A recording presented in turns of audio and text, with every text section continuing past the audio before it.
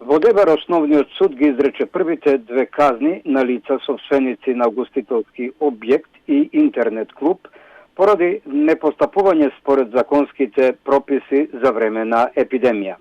Казните се парични по 18.000 денари.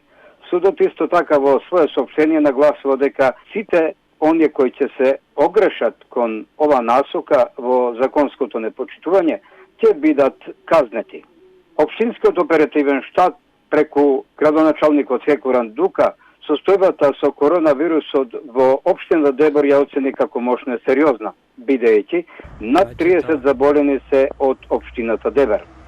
Во болницата во Дебар пристигна 4 специјалисти од клиниката во Скопје, и тоа инфектолози, педиатри, пулмолози.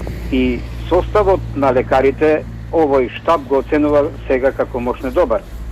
Исто така денеска во општата болница во Дебар пристигна и помош во опрема за обезбедување на здравствената заштита на лекарите.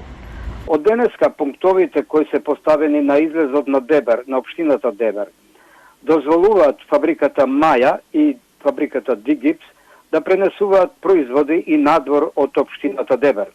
А истото се однесува и за пласманот на млекото на млекопроизводителите од Дебар, и тоа во млекарата во Трница, општина Маврово Ростуше. Дезинфекцијата на улиците во Дебар се реализира во целост, а синоќ е извршена и дезинфекција во сите рурални средини во општината.